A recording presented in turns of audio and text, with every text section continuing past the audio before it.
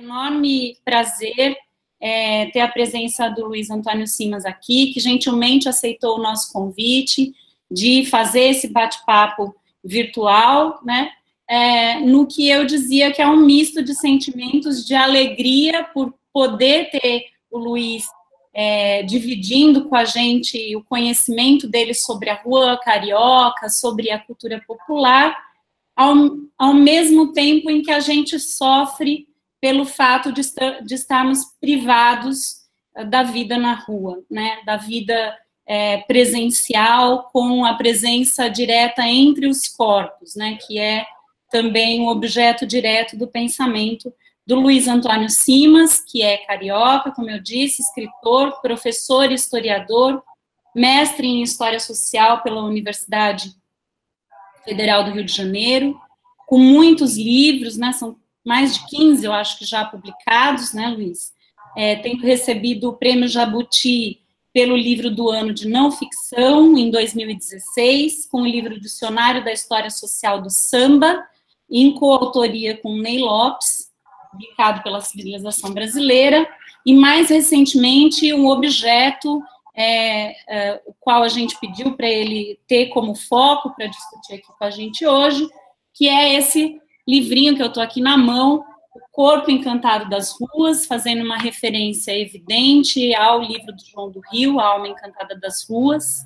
E se você me permite, Luiz, eu vou iniciar e passar a bola para você com um pequeno excerto do seu livro, que está no número 5, no texto número 5, sobre as Marias, né, e a Pomba Gira. Então, eu gostaria de ler o ponto da Pomba Gira na Umbanda. Ganhei uma barraca velha, foi a cigana que me deu. O que é meu é da cigana, o que é dela não é meu. Ao final, você, né, aí é a sua fala, Bombogira, Pombagira, sabe exatamente o que faz com o corpo. Tudo aquilo que quiser fazer. Nós, que na maioria das vezes somos ensinados a ver no corpo o signo do pecado, é que não temos a mais vaga ideia sobre como lidar com ele. As pombagiras gargalham para as nossas limitações, enquanto dançam na rua. Eu quero te dizer que essa é uma das passagens que mais me agrada, porque, obviamente, me faz pensar sobre a minha condição de mulher e de mulher que quer estar na rua e que quer dar as minhas opiniões sobre aquilo que vejo na rua e participar diretamente dessa vida, né? Então, mais uma vez, agradeço e passo a bola para você, Luiz, que fica livre para dar seu recado para a gente, depois a gente abre para a participação do público. Obrigada. Obrigado, agradeço, professora Nilce, o convite da FAO para falar nessa situação inusitada, né? E é curioso porque eu moro em frente a uma praça na zona norte do Rio de Janeiro, uma praça bastante movimentada, né? E essa praça caiu num silêncio meio complicado nos últimos tempos, e agora é muito curioso porque tem um sujeito tentando vender camarão aqui embaixo, e ele está clamando absolutamente solitário, porque eu dei uma olhada ali, ninguém estava comprando o camarão dele, é engraçado, mas ele está falando aqui, e se der algum problema com som, com alguma coisa, vocês me avisam. Eu acho que para a gente começar a falar um pouquinho sobre o Corpo Encantado das Ruas, né? Talvez seja interessante fazer uma certa reflexão sobre o meu trabalho e como é que eu cheguei ao Corpo Encantado das Ruas, como é que eu chego a esse livro. Esse, na verdade, é meu 18º livro, né? Eu tenho 18 livros publicados, para esse ano está previsto mais um livro que deve sair por aí, e a minha formação é em História, né? Eu sou um historiador, eu sou formado em História, eu trabalho com História, mas eu me aproximei bastante da literatura, né? Me aproximei bastante da literatura, já pelo menos desde 2012, 2013, que eu venho propondo uma certa reflexão na encruzilhada entre a história e a crônica, muitas vezes, né? Tanto que O Corpo Encantado das Ruas é um livro curioso, porque algumas pessoas perguntam em que estante ele deveria entrar, né? Será que deveria entrar na estante sobre história, na estante sobre cidades, né? Na estante sobre religiosidade? Veja só. Mas eu acho que ele é um livro de encruzilhadas, é um livro que propõe essas múltiplas vozes. E como é que essa história toda começa? Eu sou um historiador, no meu trabalho de pesquisa, no meu trabalho de reflexão, na minha produção, eu sou um historiador que produz, portanto, em diálogo constante com a academia, mas fora da academia, né? Eu trabalho muito de casa, trabalho com produção de texto, trabalho com livro e tal, mas eu sempre me preocupei em estudar a história da cidade, eu sempre me preocupei em estudar, sobretudo, a história da cidade do Rio de Janeiro. Isso tudo decorre dos meus primeiros estudos e do meu interesse sobre a cultura do samba. Quando eu fiz o Dicionário da História Social do Samba com Ney Lopes, esse livro que acabou ganhando o Jabuti de livro do ano e tal, ele é fruto de pelo menos 8, 9 anos de pesquisa e toda a vivência do Ney Lopes, evidentemente, para que ele fique pronto. Quando a gente pensou nesse livro, o primeiro fundamento desse trabalho foi tentar entender o samba não limitado a uma coreografia ou a um ritmo, mas tentar entender o samba como um fato social completo, né? Tentar entender o samba como um complexo cultural, que envolve maneiras como você dança, maneiras como você canta, maneiras como você comemora a vida, maneiras como você lamenta a morte, como você nasce, como você come, como você se comporta, como você se veste. Então, o dicionário tinha essa preocupação em pensar uma cultura do samba, um complexo sobre o samba.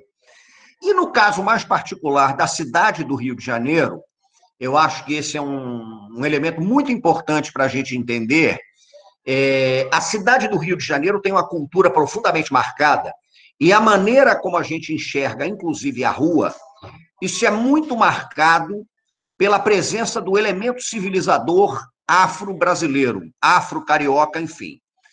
Então, necessariamente, quando eu reflito sobre as ruas, quando eu reflito sobre a cultura de rua, eu tenho que partir de uma reflexão sobre a diáspora, porque o Rio de Janeiro é a cidade que recebe a maior quantidade de pessoas escravizadas na experiência trágica da escravidão moderna.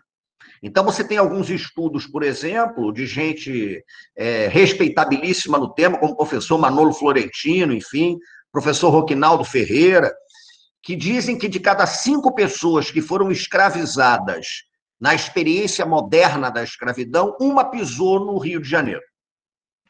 E aí me parece que a gente tem que partir de um pressuposto, e a gente chega à rua, que é fundamental e é o seguinte: toda diáspora, e aí eu falo de qualquer diáspora, pode ser a diáspora africana, pode ser a diáspora judaica, podem ser as diásporas internas, as diásporas das pessoas que vêm do Nordeste, a diáspora cigana, qualquer diáspora.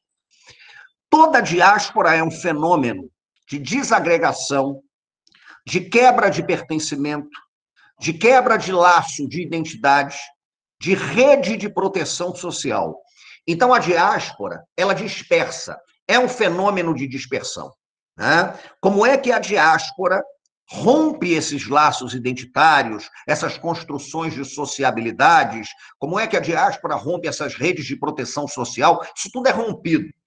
Mas aí me parece que vem um detalhe conceitual que é muito importante.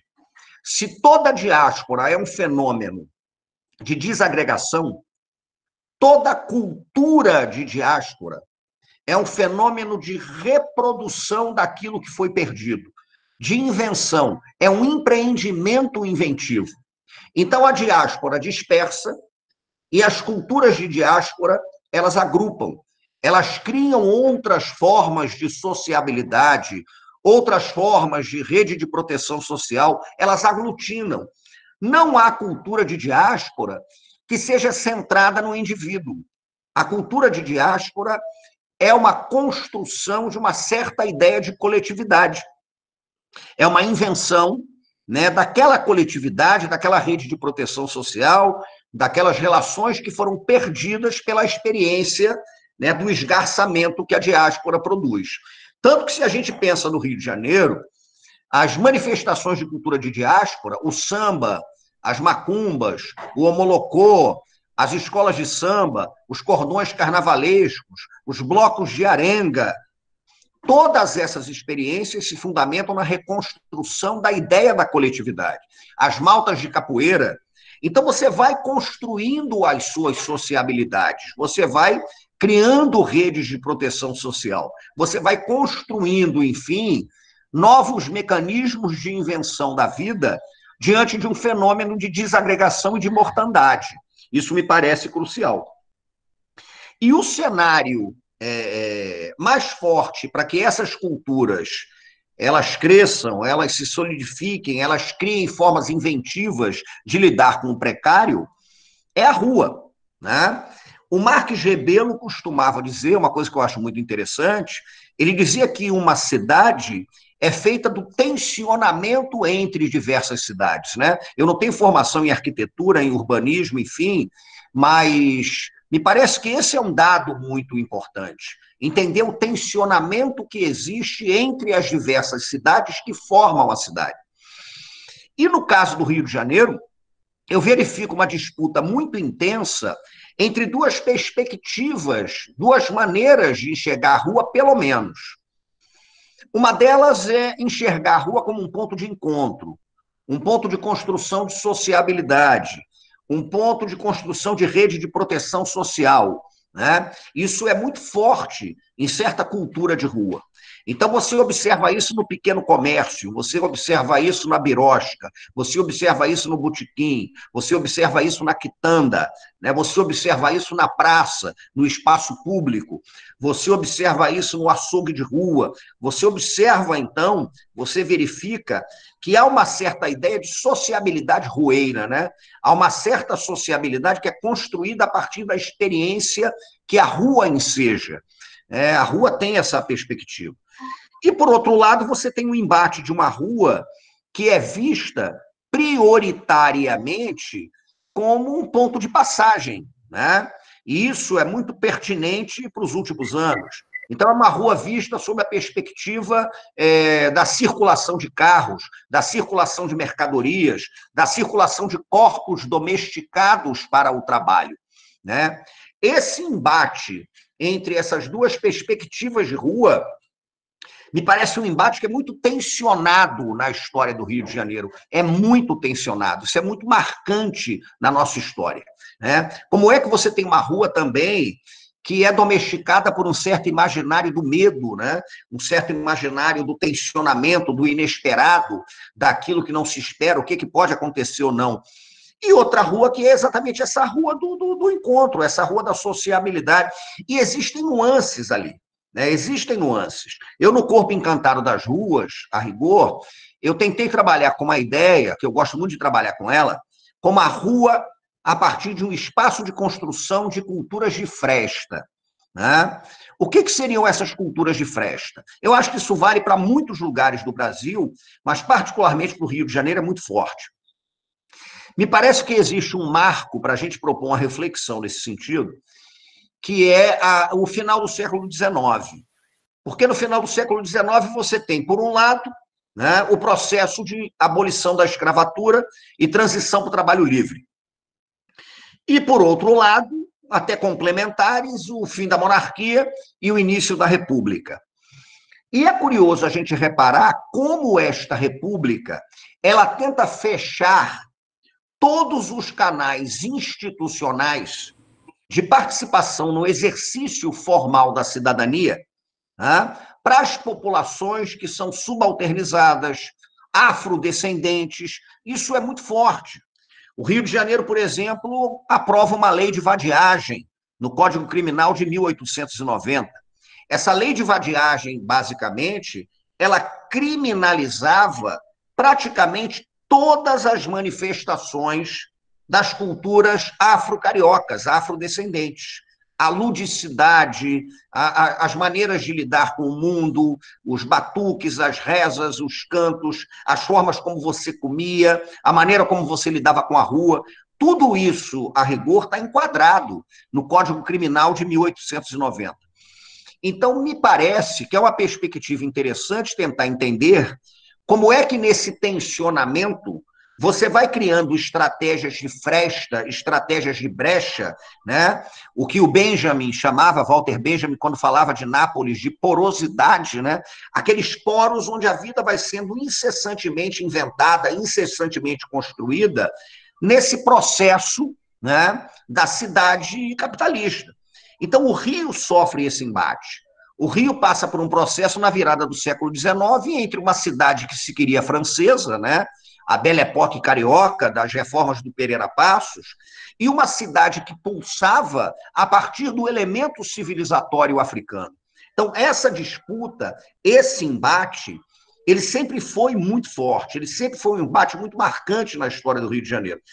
E a minha preocupação é tentar entender exatamente essas culturas de fresta, como é que elas se mobilizam. E essa visão, ela é amplificada por uma série de coisas. Eu gosto muito de trabalhar a cidade, na perspectiva da história, a partir do residual. O que é o residual, por exemplo, né? Eu tenho um texto do Corpo Encantado das Ruas que eu falo sobre pipa. E é curioso perceber como você pode contar uma história, né, da urbanização a partir da pipa no Rio de Janeiro. Porque quando você tem uma cidade que se verticaliza, né, a pipa, nessa perspectiva, ela vai morrendo. Porque a pipa precisa, evidentemente, de espaço aberto, de vento. Então, a verticalização da cidade, ela vai afastando a pipa. Um outro elemento importante desse tipo de coisa, né? Tem um capítulo do livro que eu tento entender, um pequeno ensaio, enfim, que dialoga com a crônica, como é que a cidade não é pensada a partir da perspectiva da criança, né? Que esse é um detalhe muito peculiar. Porque eu moro perto de uma praça muito frequentada por crianças e tal. E houve uma ocasião em que a Prefeitura do Rio de Janeiro estabeleceu, trabalhou com a ideia de reformar uma série de praças ao mesmo tempo. E eu me lembro que eu tive a curiosidade de conversar com algumas crianças para esse trabalho, perguntando para as crianças que frequentavam aquela praça se, porventura, em alguma ocasião, elas tinham sido consultadas sobre as reformas que estavam sendo feitas ali. Porque era um espaço destinado à criança e ninguém conversou com uma criança que seja para perguntar qual era a perspectiva que a criança tinha sobre aquele espaço, né? Eu lembro de uma ocasião, por exemplo, que eu estava fazendo um trabalho sobre bola de gude e conversando com uma criançada que gostava de bola de gude, e é curioso como as diversas visões de cidade estão apresentadas ali, porque eu me recordo de um menino, por exemplo, que virou-se para mim e disse que estava muito irritado porque os pais tinham gostado muito porque asfaltaram a rua dele, mas ele tinha detestado porque o asfalto matou a bola de gude, né? Então, a ludicidade presente no jogo de bola de gude, que criava aquela sociabilidade, foi perdido. Eu, evidentemente, não estou dizendo que não é para asfaltar, nem romantizando o precário. Mas como essas vozes plurais, elas vão atuando na cidade e muitas vezes a gente não percebe, muitas vezes a gente não sabe que essas vozes estão ali. Com essa perspectiva de trabalho, tentar entender, então, essas culturas, aí entra, né, nessa longa pesquisa que eu fiz para transformar isso nos textos do Corpo Encantado, mistura muito memória, história.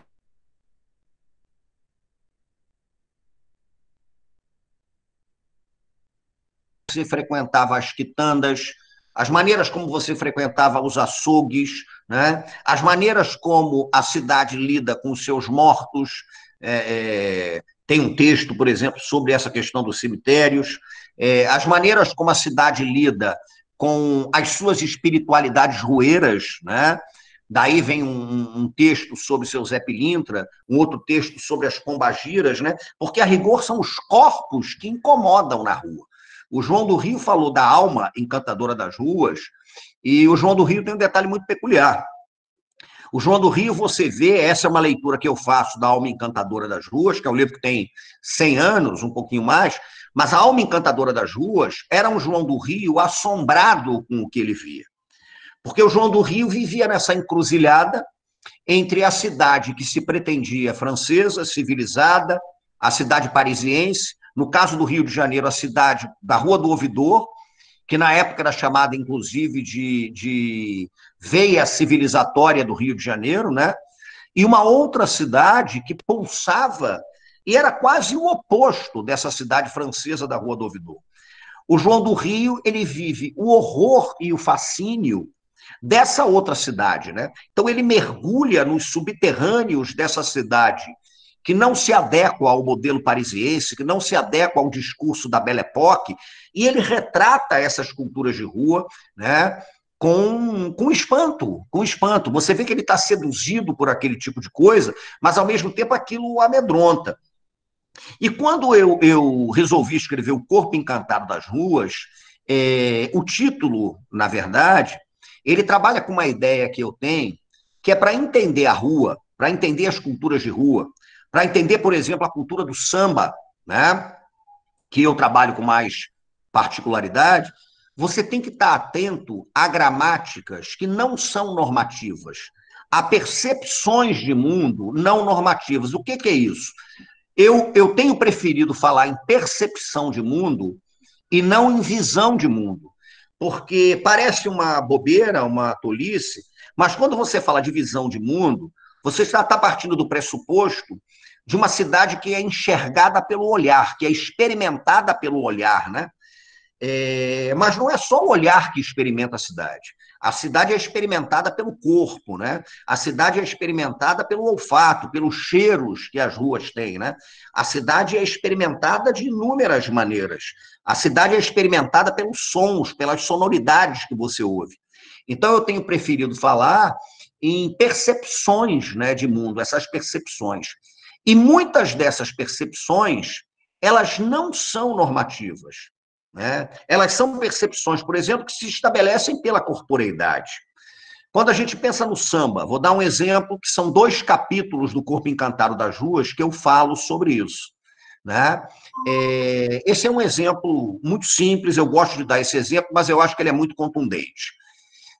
Quando eu trabalho com cultura das escolas de samba, eu fiz muito trabalho sobre escola de samba, a gente tem uma visão sobre escola de samba dentro de um certo senso comum, que é a seguinte: as escolas de samba apresentam um enredo, as escolas de samba escolhem o seu samba, e o samba apresentado e o enredo contado ali dão conta do fenômeno das escolas de samba, né? Então, um exemplo básico que eu dou, a Portela desfilou num certo ano com um enredo chamado 6 Datas Magnas, e era um enredo que falava de 6 datas oficiais da história do Brasil. 6 grandes efemérides, né? A independência, a proclamação da República, a Batalha Naval do Riachuelo na época da Guerra do Paraguai, o Dia da Bandeira, né? São percepções que o samba apresenta, que o enredo apresenta, fundamentadas numa gramática normativa. Aquilo é uma gramática normativa. Então, o samba está dizendo ali sobre a Batalha Naval do Riachuelo. Mas quando eu tento enxergar uma escola de samba, eu tenho que ir além da gramática normativa e tentar entender os saberes pluriversais que estão circulando ali. Não é um universo, né? Universo. Há um pluriverso ali. Então, existem certas gramáticas que o corpo está apresentando. Existem certos discursos que o tambor, né, está organizando e está apresentando. Então, a bateria da Portela toca um toque muito baseado no agueré, que é um toque para Oxóssi, nos candomblés, né, nas macumbas do Rio de Janeiro, nos candomblés baianos, enfim. Então, é curioso, porque se a gramática normativa ela está falando da Batalha Naval do Riachuelo, o tambor, por exemplo, está contando uma história de Oxóssi, de uma caçada numa floresta africana. O corpo, ele está manifestando modos de vida, modos de relacionamento com a cidade, né, numa outra perspectiva, a perspectiva do corpo que transita, do corpo que samba, né, do corpo que entra em transe, ou seja, ele se coloca disponível para ocupar um outro espaço. Então, entender essa pluralidade de gramáticas que circundam as culturas das ruas, esse pluriverso, me parece que é crucial. E entrando aqui numa dimensão mais final, para depois a gente debater, é a partir dessa perspectiva que, num livro chamado Pedrinhas Miudinhas, que eu lancei em 2013, e depois num trabalho que eu fiz com o Luiz Rufino, pedagogo do Rio de Janeiro, meu parceiro, chamado Fogo no Mato, né, a ciência encantada das macumbas, eu comecei a trabalhar com um conceito que ele dialoga muito com a ideia do lugar, né, conforme ela é trabalhada pela geografia humanista. E é a ideia do terreiro. Porque ao trabalhar com culturas do Rio de Janeiro, com as culturas do samba, sobretudo, a ideia do terreiro é uma ideia que aparece com uma persistência, com uma constância muito grande. Mas aí vem um detalhe interessante. Eu não trabalho o conceito de terreiro dentro da perspectiva religiosa, dentro da perspectiva do ritual religioso. Mas eu tento trabalhar o conceito de terreiro a partir de uma perspectiva, né, da prática do território, da prática do lugar, né? Porque existe um território funcional na cidade. Então, a gente pode pensar uma perspectiva muito simples, né? Aqui no Rio de Janeiro, estou usando os exemplos que eu costumo dar com mais constância, porque acho que facilitam. Nós, aqui no Rio de Janeiro, temos o Viaduto de Madureira. O Viaduto de Madureira é um território, né, funcional. Ele é um viaduto construído com a função de ligar duas partes do bairro. Ele liga uma parte de Madureira a outra parte de Madureira. É um território funcional. Acontece que em toda sexta-feira, às quartas-feiras também acontece isso, né? O viaduto de Madureira é praticado. Como? Tem baile-charme, por exemplo, no viaduto de Madureira. Aos sábados, o baile-charme. Então, o que acontece? Quando você coloca caixa de som, quando você começa o baile, né, um baile que é antigo, é muito tradicional na região, aquele território funcional, ele foi terreirizado, porque ele foi praticado numa dimensão de encantamento daquele espaço, né? Ele se transforma num lugar, num terreiro. A Marquês de Sapucaí é um território funcional, e é um território funcional que, em larga medida, é desencantado, né? A Marquês de Sapucaí é uma avenida inóspita, não tem nenhuma árvore, na maior parte do ano ela não é aproveitada para praticamente coisa nenhuma. Agora, quando começa um desfile de escola de samba, e uma escola de samba dobra o cotovelo da pista para começar a desfilar, você terreirizou aquele espaço, você praticou aquele espaço, você ritualizou aquele chão, mediante procedimentos de encantamento dele, né? O seu corpo se colocou disponível para transitar, né? O corpo em transe, no sentido não do transe espiritual, mas transitar, disponibilidade de ir a um outro local. E você dimensiona aquilo como um terreiro. A praia, por exemplo, praticada como terreiro, é muito comum, né? Então, essa dimensão de encantamento, essa dimensão do encanto, alicerçada firmemente nos saberes das encantarias brasileiras, isso, para mim, é muito importante para pensar a cidade. Como é que você tem, por exemplo, uma esquina que não é praticada, que está vazia, que está deserta, mas quando aquela esquina é praticada, quando você cospe uma cachaça na esquina, ou quando você arranha um despacho na esquina, ou quando você coloca uma mesa, né, na esquina, ou quando começa uma roda de samba na esquina, ou quando um casal namora na esquina, ou quando o apontador do jogo do bicho faz daquela esquina, né, o local onde ele vai apontar o jogo, né, você praticou aquele espaço foi praticado, né? Aquele espaço ele foi praticado numa dimensão que tira dele a função do território funcional e leva à dimensão do encanto, do terreiro, do lugar, né? Então, isso é muito importante. E a cidade está vivendo esse embate é muito forte, né? Há um embate que se fundamenta muito na ideia do controle dos corpos da cidade. Esse é um outro ponto que me parece essencial para pensar todos esses saberes de uma forma encruzilhada, né? De uma forma bem encruzilhada. E esses saberes, só para chegar aqui a uma dimensão mais próxima da conclusão, eles se fundamentam a partir de uma percepção que eu acho que a gente tem que ter, que é importante. O primeiro grande ataque que o colonialismo faz é um ataque feito ao corpo. O corpo é atacado, né? O corpo é atacado. Então, há um ataque ao corpo que é contundente na estratégia da colonialidade. E esse ataque ao corpo, ele se fundamenta, a meu ver, sobretudo em 4 instâncias. São 4 instâncias de domesticação dos corpos nas cidades. Primeiro, você tem o corpo domesticado dentro da lógica do arado. É o corpo domesticado dentro da lógica do trabalho. O corpo escravizado, o corpo que continua domesticado na lógica do trabalho até hoje. Então, há uma domesticação dos corpos que se fundamenta na ideia do arado, na ideia da ferramenta de trabalho, o corpo visto como ferramenta. Há uma segunda domesticação dos corpos no projeto colonial, que está muito vinculada à maneira como você enxerga o corpo feminino. Isso cruza com aquele texto sobre as pombagiras, porque o corpo feminino ele é pensado dentro da lógica reprodutiva. Ele é o corpo adequado à reprodução, né? Ele é o corpo adequado à reprodução e ponto, né? Mas aos corpos femininos, ao padilhamento dos corpos, né? As pombagiras afrontam essa ideia do corpo pensado exclusivamente pela lógica reprodutiva, domesticado dentro dessa lógica. Há uma terceira instância de domesticação dos corpos que está relacionada aos corpos masculinos, que são domesticados dentro da lógica da virilidade. Então, a colonialidade, ela vê o corpo masculino a partir da ótica do corpo viril, né? Ele é o corpo viril, ele é o corpo que tem que ser viril na experiência da colonialidade, na experiência urbana, na experiência do contato com outros corpos. E todos esses corpos são domesticados a partir da ideia do pecado. A ideia de que, a partir do corpo, né, você pode pecar. Então, as cidades, elas criam suas estratégias, evidentemente, de controle desses corpos numa perspectiva da colonialidade.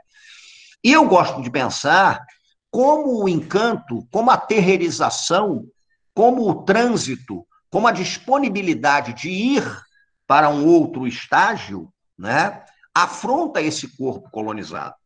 Então, pensar a cidade a partir do corpo, pensar a cidade a partir da corporeidade, pensar a rua a partir dos corpos que circulam nessas ruas e que têm códigos de aproximação com o mundo que são muito peculiares, isso eu acho que é um grande desafio, né?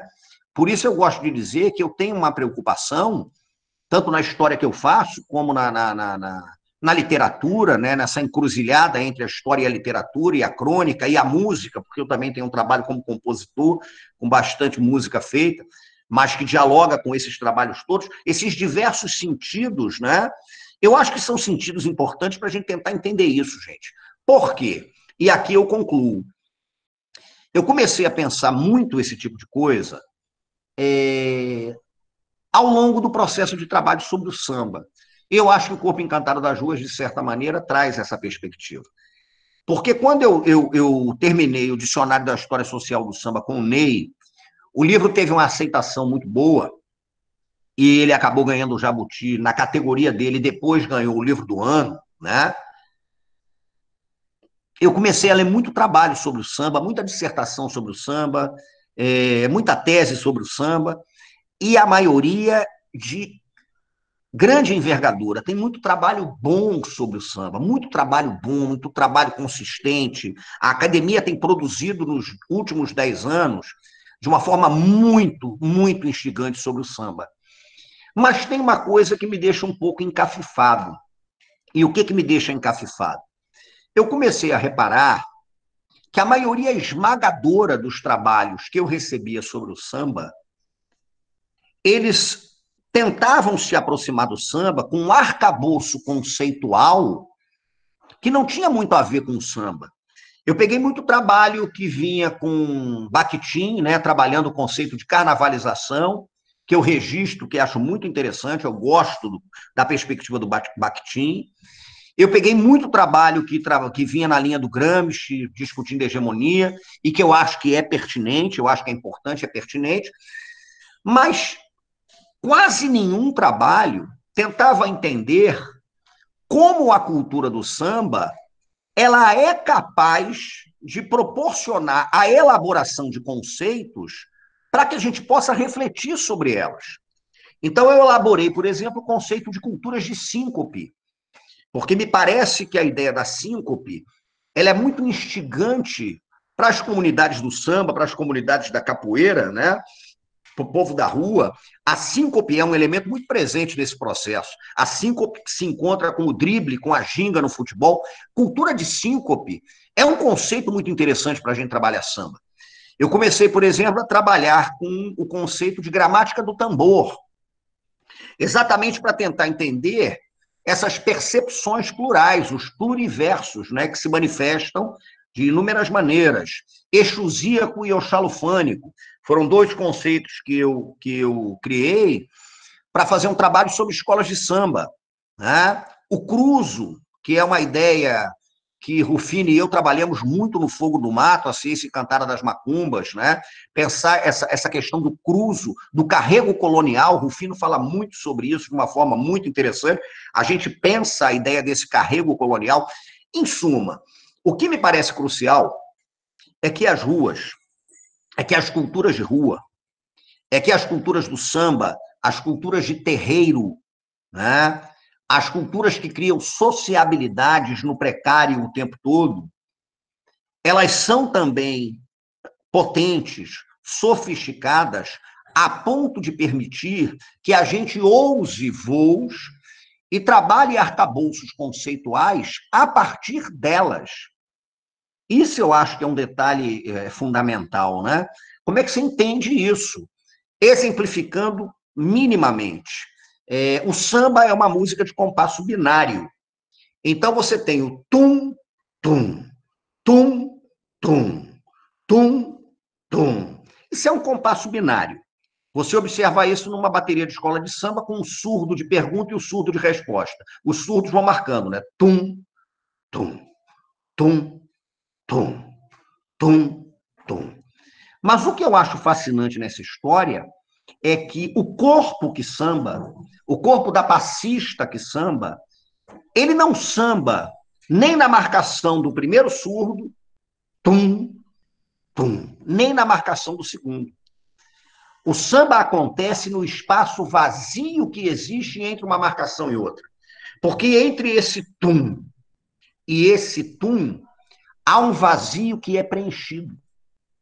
E esse vazio é preenchido pelo corpo, né? Esse vazio é preenchido pelo corpo. É nesse vazio que mora a síncope. Porque você pode preencher esse vazio de inúmeras maneiras. Você pode preencher assim, tum tum durududum. Isso é um preenchimento do vazio. Tum tum durududum. Entre o tum você faz tum tum durududum. Tum tum durududum. Mas você pode preencher com tum tum durududum, durududum, durududum, durududum. Você pode preencher com tum tum durududum, você vai e volta. A síncope é isso, né? A síncope exatamente é a imprevisibilidade, a polirritmia que permite a ocupação do espaço vazio com fraseados inesperados, gente. E essas culturas de rua, eu não tenho dúvida nenhuma, elas operam na lógica da síncope. Porque você está alijado institucionalmente, né, do exercício legal da cidadania. Você não está nem nesse tum e nem nesse tum. A tua construção vai ter que se estabelecer no vazio que existe entre uma pancada e outra. É nesse vazio que as culturas de síncope elas vão se manifestando na cidade, elas vão construindo suas narrativas sobre a cidade.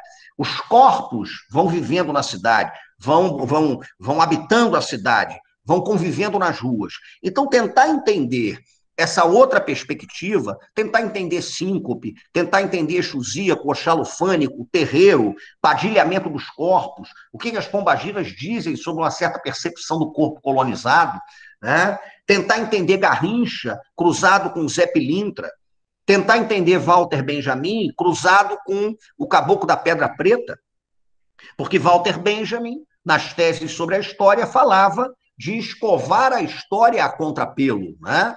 fazer esse processo de escovar a história contra pelo.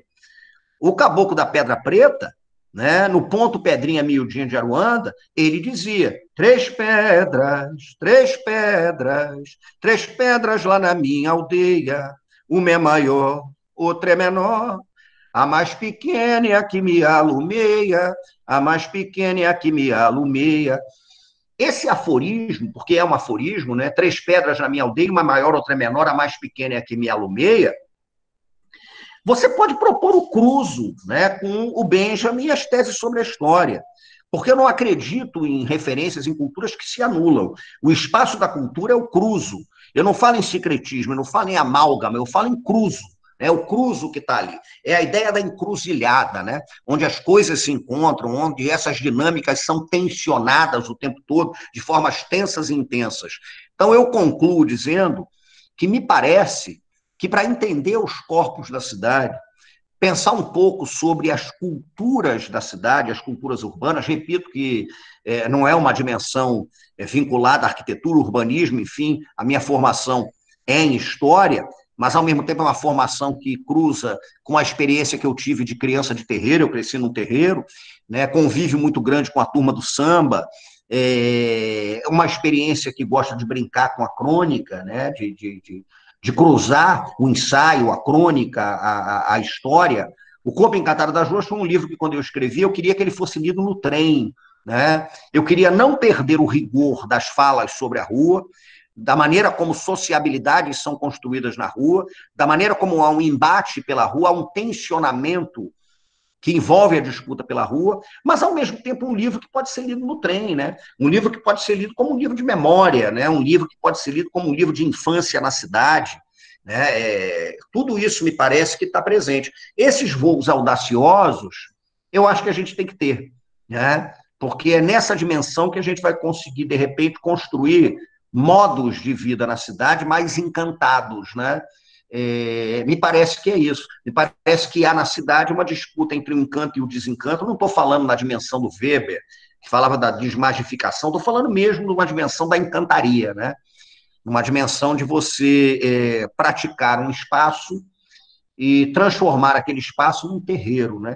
Terreirizar o espaço. A dinâmica do encantamento do espaço, eu acho que está muito ligada a isso. Então, essa é a perspectiva do trabalho. O Corpo Encantado das Ruas, ele foi pensado nessa perspectiva, né? Ele foi pensado, a capa, que é muito interessante, porque apresenta um saquinho de Cosme Damião, mas é uma capa que passa a ideia de que a rua engana, porque é um saquinho de Cosme Damião, mas não tem nenhuma referência aqui a Cosme Damião. Você não tem nada de Cosme Damião, né? Talvez o segredo esteja aqui, nesse pequenininho, quando você abre, porque isso daqui é um ponto riscado de uma entidade da rua, né? De um Exu muito poderoso, os seus 7 encruzilhadas da rua. Então, é uma brincadeira, né? Dentro do saquinho de Cosme Damião, as 7 encruzilhadas que podem te levar para qualquer lugar, né? A rua é um espaço de disponibilidade. E aí vem esse livro que fala sobre a cidade, fala sobre esses embates da cidade e tal. E só concluo dizendo que aquele primeiro ponto que foi citado pela professora Nilce, o ponto da Barraca Velha, que é um ponto muito bonito, né? É um ponto de Pombagira. Gente, isso é um documento. Eu não estou falando disso no sentido religioso, não é nada disso, mas é um documento, né? Ali você tem um texto, tem a maneira como uma determinada população enxerga as coisas. Então, esse ponto que é muito interessante é o ponto que diz: ganhei uma barraca velha, foi a cigana que me deu. O que é meu é da cigana, o que é dela não é meu. A barraca velha, né, é a disponibilidade para você ir. A barraca velha dos ciganos, né, é o corpo.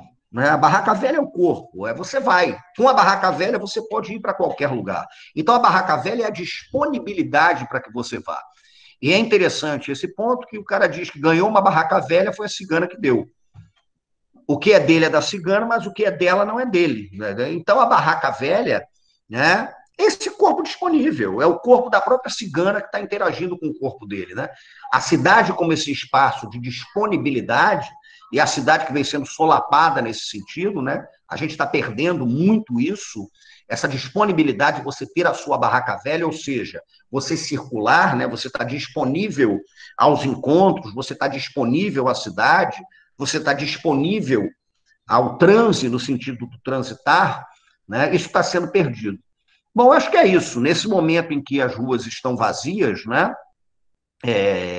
Pensar um pouco sobre as ruas, pensar um pouco sobre essas sociabilidades, pensar um pouco o embate entre a cidade como um lugar de encontro e a cidade como um lugar de passagem, né?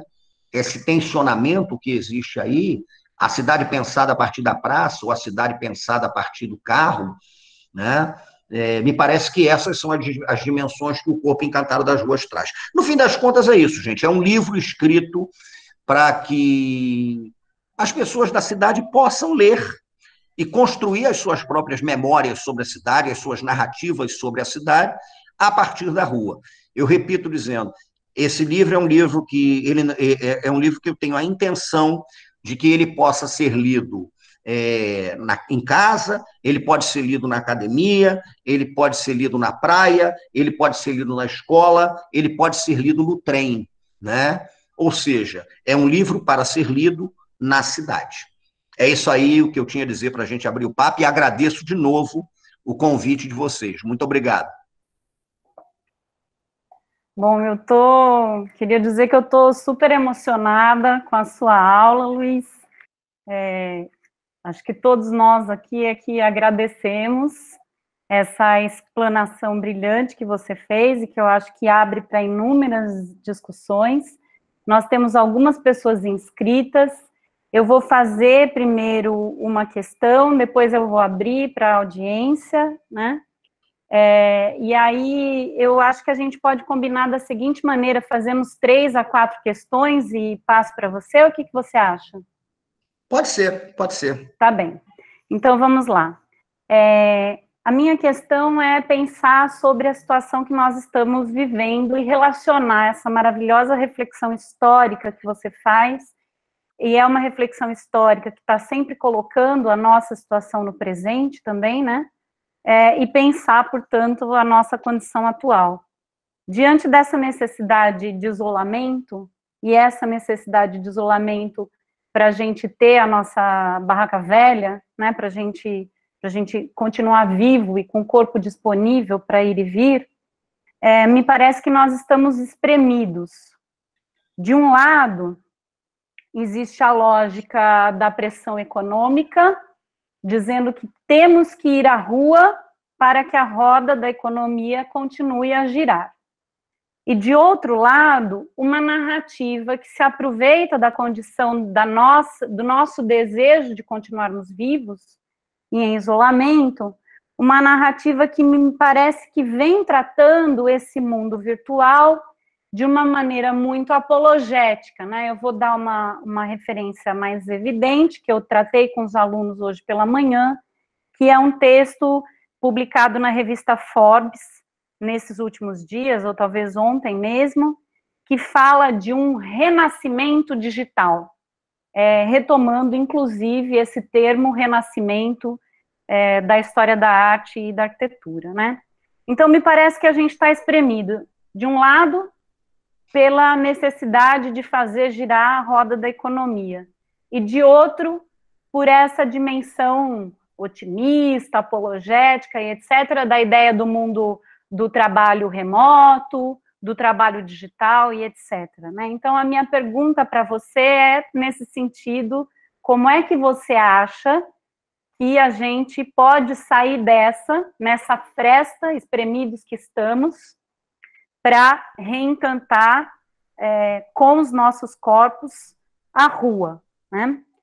E nesse sentido, se você acha que é possível, nesse momento em que vivemos, nós encantarmos o mundo da casa. Então, eu estou pensando aqui que o que a gente está fazendo agora, eu sinto assim, né, o encantamento do meu reino doméstico aqui, a partir do momento que eu fiquei te ouvindo, né? Então, queria te ouvir em relação a essas duas coisas, e aí eu vou passar para os inscritos, o professor Hugo Segawa e depois a professora Ana Lana. E, na sequência, eu já vou retomando os demais inscritos.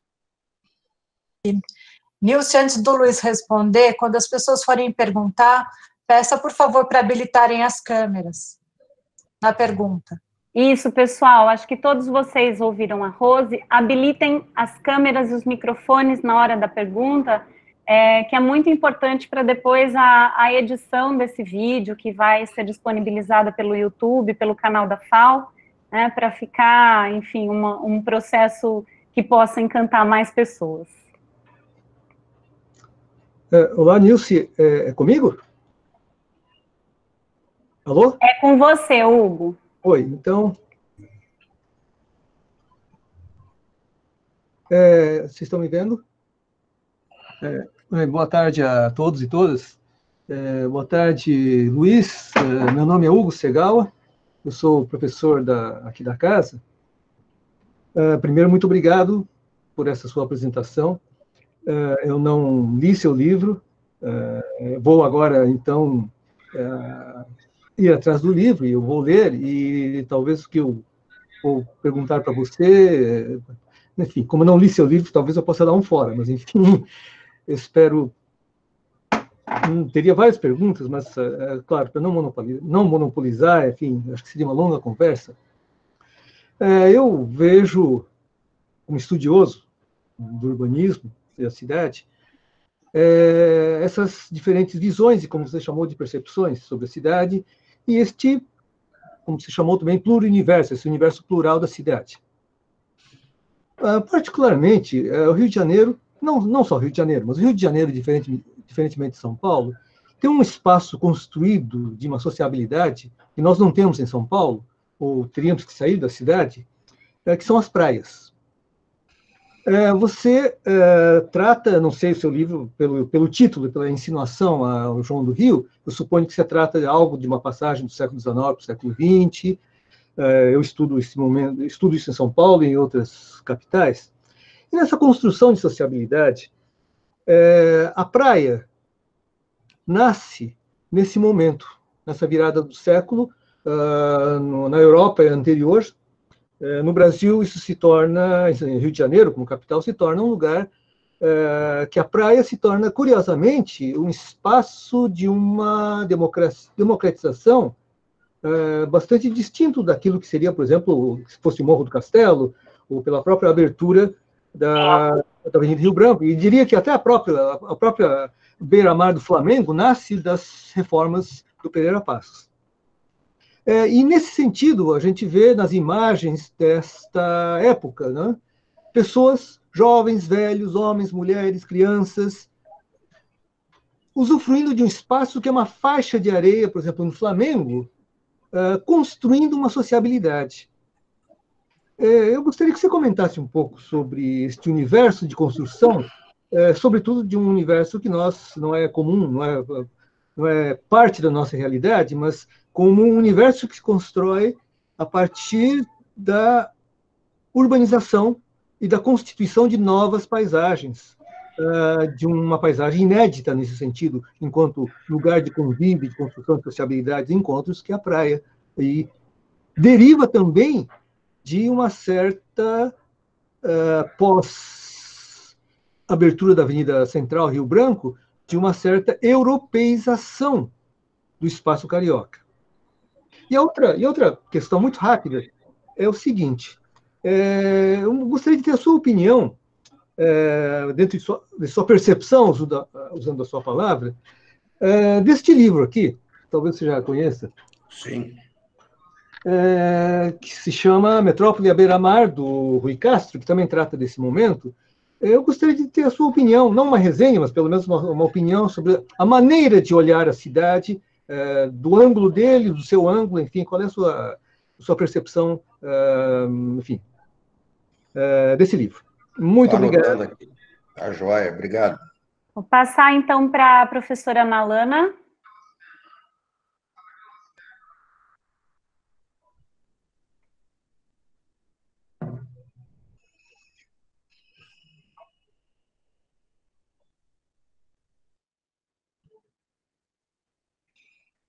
Eu não estou escutando. Ana, eu acho que seu microfone está desativado.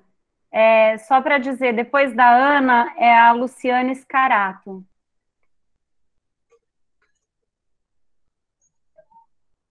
Ana, seu microfone está desativado.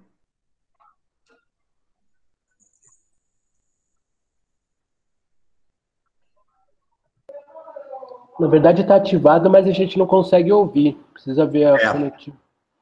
Ana Lana? Tá bem, então vou passar para a próxima pessoa e depois nós voltamos para a Ana Lana, a Luciane. Eu vou pedir, por favor, para que as perguntas sejam mais rápidas, porque nós temos muitos inscritos. Então, na medida do possível, as perguntas seriam um pouco mais objetivas. Boa tarde a todos. Meu nome é Luciane, eu sou pós-doutoranda da Universidade de Colônia, na Alemanha, e no MESILA, que é um centro de estudos avançados sobre convivialidade e desigualdade na América Latina. A minha pergunta vai ser bastante breve. Muito obrigada, professor. Eu já conheci o seu livro, já conheci o seu trabalho.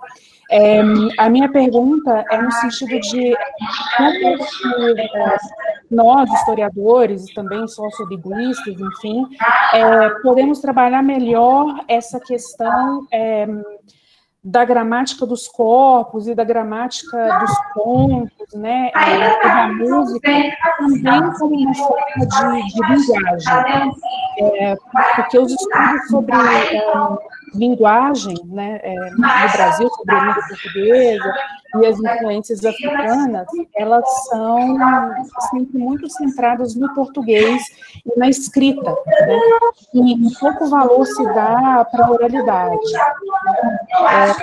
Então, a minha questão é essa. Como que é possível da gente trabalhar isso, incluindo a questão da gramática cultural e da gramática da música, não só através das palavras, das línguas que aparecem assim, mas também a partir do ritual. Eu vou pegar uma caneta só para anotar tudo aqui, 2 segundos, espera aí. Pessoal, por favor, desativem os microfones, nós estamos com muito ruído ao longo das falas, tá bem? E nós estamos com muitos inscritos, então, durante a resposta do Luiz, se a gente conseguir entrar com a pergunta da Ana Lana, durante a resposta do Luiz, eu vou encerrar as inscrições. Voltei, só peguei uma canetinha aqui. Ana Lana, conseguiu ativar o microfone?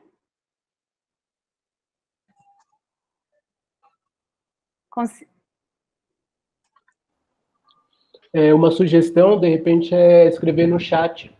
Ô, Ana, vou pedir para você escrever a pergunta no chat, porque nós continuamos não te ouvindo. Então, eu vou passar para a pergunta da professora Ana Castro, e aí, na sequência, eu vou repassar para o Luiz responder. Eu não tenho pergunta não, Nilce, só queria dizer que... Não, só dizer que achei lindo, que eu gostei demais de ouvir e queria continuar ouvindo. Então, eu vou pedir para o Pedro Casar a Luz fazer a pergunta dele, para depois a gente passar para o Luiz. E aí, se a professora Ana Lana conseguir ativar o microfone, ela fala, senão a pergunta dela vem escrita. Pedro Casara. Bom dia, está dando para me escutar? Perfeitamente. Na verdade, a minha pergunta eu acho que já foi coberta pelo que a professora Nilce fez. Era realmente nesse sentido de perguntar para você se, nessa situação atual, em que a gente tem as ruas, e as esquinas e as encruzilhadas, esse espaço físico que catalisava, digamos assim, essas culturas que você apresentou, como nós estamos, uma parte de nós, privados de poder circular nesses espaços físicos, como você acredita que isso afeta as culturas que já existiam nas frestas desses espaços e, por outro lado, como que você acredita que existem ou não possibilidades de nós reinventarmos outras culturas, como sempre fizemos, nas frestas dos ambientes privados que nós estamos vivendo. É mais ou menos esse caminho mesmo. Obrigado. Maravilha. Luiz, eu vou então repassar para você agora, e aí na sequência a gente vai ver se a professora Ana Alana conseguiu resolver o problema do microfone dela, senão a gente retoma com Isabel Pereira. Tá bom. Bom, eu vou tentar responder aqui o que me foi perguntado. A primeira pergunta e a última, né, da professora Nilce, inclusive, sobre o que fazer hoje nessa perspectiva do encanto, do desencanto, da rua, da casa. Olha, eu poderia sair pela tangente, até de uma forma meio brincalhona, dizendo que a minha formação é em história, por que eu sairia pela tangente? Nós, historiadores, uma velha piada interna, né? A gente costuma dizer que nós somos excelentes profetas do passado, né? Do que já aconteceu. E mesmo assim a gente erra. Quando a gente fala do passado, erra, imagine pensar, né? Mas não vou sair por essa tangente, não. O que me parece é o seguinte, quando eu trabalho com todos esses livros meus, eu tenho duas preocupações que eu acho muito, muito importantes para pensar essa primeira colocação. A primeira delas é evitar cair numa certa facilidade que é a de, grosso modo, romantizar o precário, né? O precário não é bom. O precário, evidentemente, pode gerar sabedoria, né? O que o Milton Santos chamava de sabedoria da escassez, porque diante da escassez você cria. Você tem que criar, porque senão complica. Mas eu acho importante não romantizar o precário. Isso aí é meio complicado. Por outro lado, o que me parece que a gente tem que pensar é o seguinte. Nós estamos vivendo um momento, né, em que não é que as ruas tenham morrido, eu tenho uma preocupação muito grande com isso. A pandemia, essa situação que a gente está representando... Na verdade, as ruas já vinham agonizando como espaços de construção de sociabilidade, né? Esse já era um processo de lenta agonia das ruas. As ruas, em larga medida, elas vinham passando por um processo de desencanto, eu falo isso mais particularmente em relação ao Rio de Janeiro, que eu conheço melhor, que é muito forte. Por quê? Porque, por um lado, você tem um discurso, né? O Rio de Janeiro hoje ele é governado, a prefeitura neopentecostal. E o discurso, né, o pentecostal, pelo menos a particularidade da igreja a qual pertence o prefeito do Rio de Janeiro, é um discurso que vê a rua como um espaço que tem que ser controlado, inclusive numa dimensão moral, né, para que você contenha o que na percepção deles, o que no discurso deles seria o pecado, né? O pecado que pode estar andando na rua e etc. Então, você já tinha um processo aqui de uma rua que vinha sendo solapada, né? De uma rua como espaço de sociabilidade que vinha perdendo vigor, que vinha perdendo força. Ao mesmo tempo, né, a experiência histórica da cidade mostra que essas frestas, elas sempre surgiram, elas sempre apareceram, você vai criando essas frestas. Mas o que me parece hoje é que está colocada uma questão mais profunda. Hoje a gente está num embate que não permite mais, que me parece, né, pelo menos, que essa discussão seja adiada.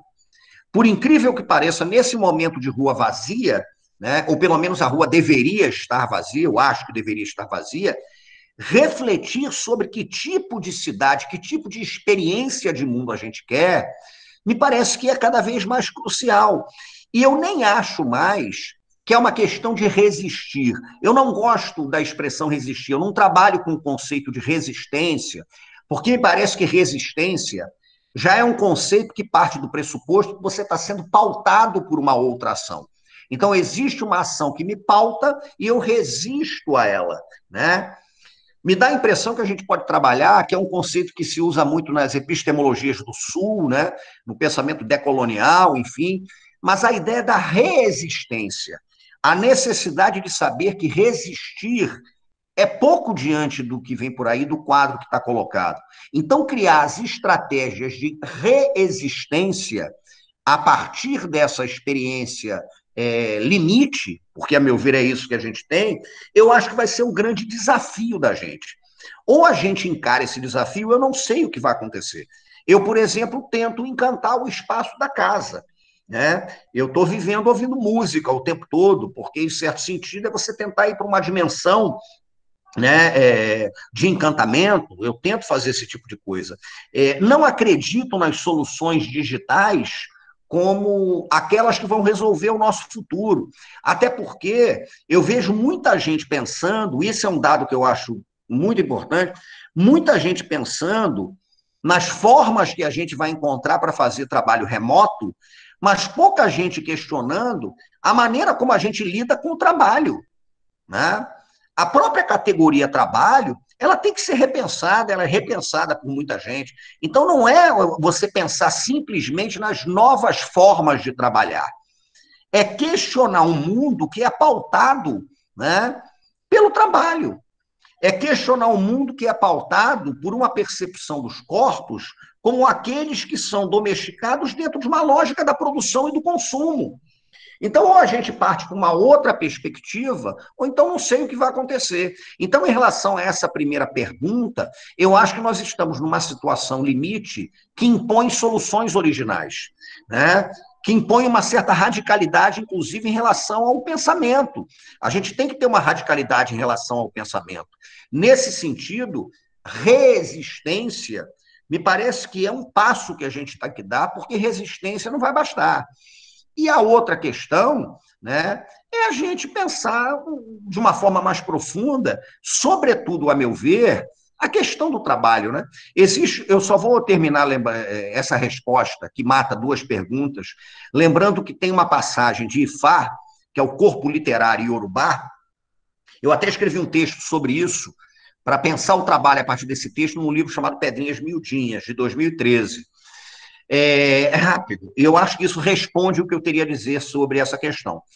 Conta essa passagem que um dia um sujeito foi procurar um adivinho, Orunmilá, o sábio que possuía o mistério do oráculo, porque ele não tinha tempo para nada, ele estava muito angustiado, porque trabalhava bastante e tal, e ele não sabia o que fazer nas horas vagas, nas poucas horas vagas que ele tinha. E aí Orunmilá consulta o oráculo e diz, olha, quem pode dar resposta para a sua indagação é Exu. E aí ele vai conversar com Exu e diz, Exu, eu trabalho muito, mas eu tenho alguns tempos vagos. E eu gostaria de saber o que eu faço nesses tempos vagos para que eu consiga aproveitá-los. Porque eu gosto de ouvir música, eu gosto de brincar com as crianças, eu gosto de amar, eu gosto de beber, eu gosto de ir ao mercado, né? O que eu posso fazer nesses tempos vagos? Aí Exu virou-se para ele e disse, olha, a solução para o seu problema é o seguinte, nos tempos vagos você tem que trabalhar.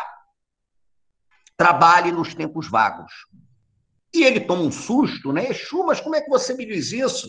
Eu digo que já trabalho o tempo todo, o que me sobra de tempo vago, eu quero tentar aproveitar para beber, para conversar, para dançar, para me divertir e tal, e você me diz para trabalhar? Aí Exu vira para ele e diz, eu disse para você trabalhar nos tempos vagos e fazer tudo isso que você quer fazer nos horários em que você trabalha. E aí o sujeito fica espantado, né? Então a lição de Exu para ele foi essa, trabalhe nos tempos vagos, né? E no tempo que você trabalha, pense naquilo que vai criar uma percepção do ser mais integrada. Esse é um tipo de coisa que é necessário. É necessário a gente assentar conhecimentos, né, políticos como forma de vida, como forma de vivacidade. Esse eu acho que é um ponto que a gente tem que trabalhar. Tem que ter uma radicalidade aí ontológica mesmo, mas pensar o ser de uma maneira mais integral, né? Você vê, por exemplo, as reflexões do Krenak, né? Você vê todas as reflexões que são feitas por uma série de pessoas que trabalham com esses ecossistemas, né?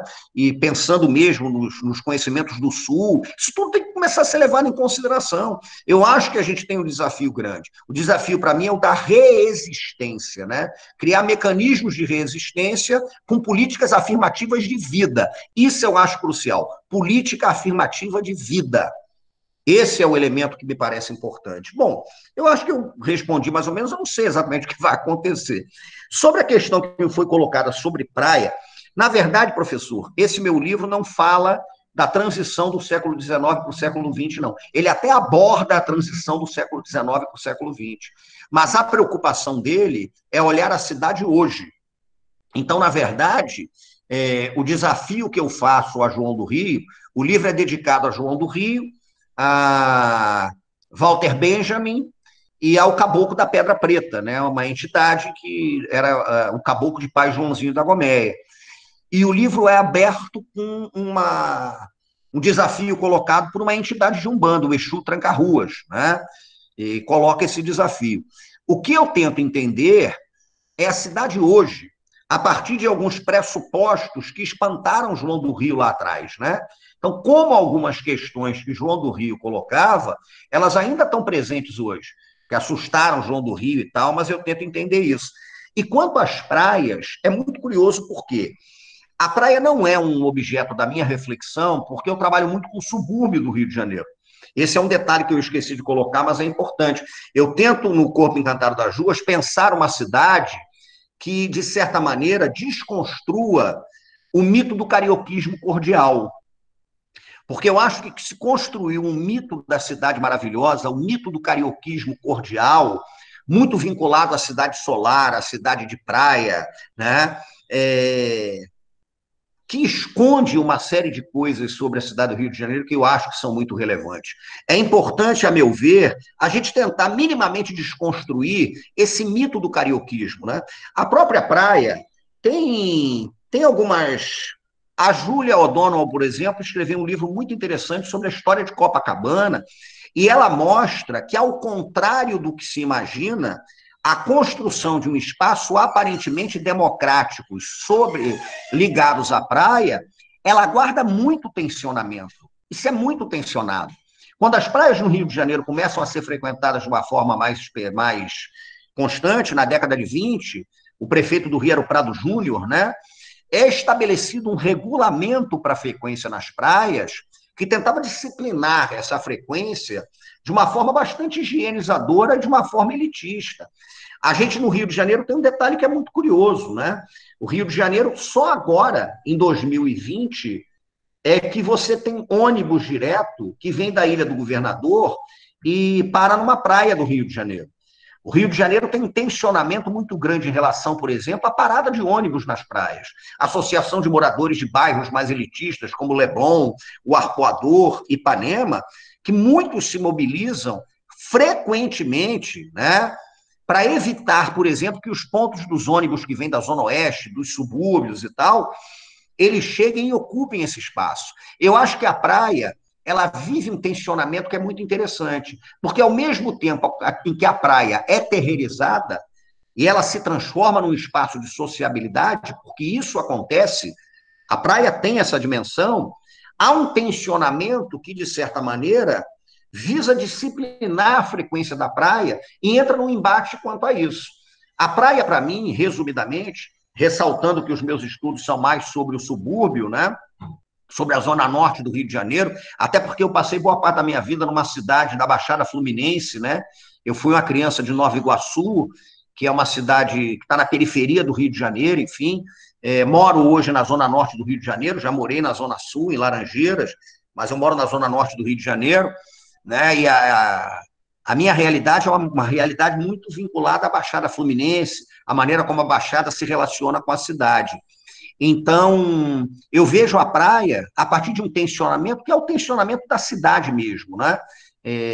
É um espaço que oferece sociabilidade, é um espaço adequado ao encontro, é um espaço adequado a práticas democráticas de ocupação do espaço urbano, mas, ao mesmo tempo, ele é muito tensionado, né? Muito tensionado, tem muita tensão nessa ocupação. Essa ocupação, atrás dessa aparente cordialidade, me parece que os dilemas urbanos e uma certa violência urbana mesmo, o Rio é uma cidade muito violenta, né? Então, me parece que eles se apresentam com constância. De toda forma, a praia não foi a reflexão do corpo, porque eu tento entender mais esse Rio de Janeiro que está fora do cartão postal, né? Quanto ao livro do Rui, que é meu amigo, diga-se de passagem, eu acho o livro muito interessante, mas o livro parte de uma perspectiva da metrópole à beira-mar, né? E definitivamente o Rio de Janeiro que eu estudo não está à beira-mar, né? Eu não estudo o Rio de Janeiro à beira-mar. Eu me interesso muito, por exemplo, que eu acho que ainda tem muita lacuna sobre isso, porque começou a se construir um certo discurso sobre o Rio de Janeiro, isso no campo da história, em que começou a pensar a cidade a partir de uma dualidade muito grande entre a praia e o morro, a favela e a zona sul. E é importante que a cidade seja pensada nesse dimensionamento. Eu não estou contra esse tipo de coisa, não. Mas eu me interesso muito por uma certa cidade do Rio de Janeiro que não está inserida nessa dualidade.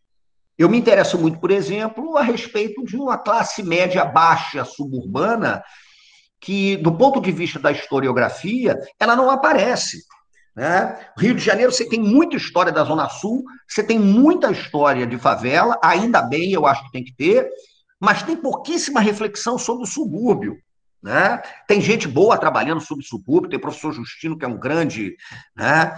Diálogos Suburbanos, que foi um livro lançado recentemente, coordenado pelo Rafael, que é um historiador importante, eu fiz, inclusive, um prefácio para esse livro, mas eu acho que pensar esses subúrbios, né? Como Lima Barreto chamava, essas pluralidades, isso é muito interessante. Eu tento entender essa história também, né? Um pouquinho. Mas acho que a praia é isso, reflete esses dilemas. O livro do Rui, repito, ele é um livro que me parece interessante, mas é a metrópole à beira-mar, né? De cada 10 bairros do Rio de Janeiro, 7 não estão à beira-mar, né? A maioria esmagadora da população da cidade não mora perto da praia, não mora na Zona Sul e não mora na Barra da Tijuca, né? A maioria do Rio de Janeiro mora nas favelas, nas comunidades, mora nos bairros suburbanos, né? Pega trem, segue os trilhos da Leopoldina, segue os trilhos da Central do Brasil, né? Então, eu acho que é por aí. É uma frase que o Moacir Luz diz que é bem interessante. Às vezes, a gente tem que entender que chegou a hora dessa gente não bronzeada, né? Mostrar o seu valor. Ou seja, a cidade que não é solar, né? Me interessa muito pensar esse Rio de Janeiro que foge ao estigma da praia, do sol, do Maracanã e do futebol. É certo que praia, sol, Maracanã e futebol são cruciais para a construção de uma identidade do Rio de Janeiro. Mas os tensionamentos da cidade vão muito além disso, né? Me parece que é essa a perspectiva.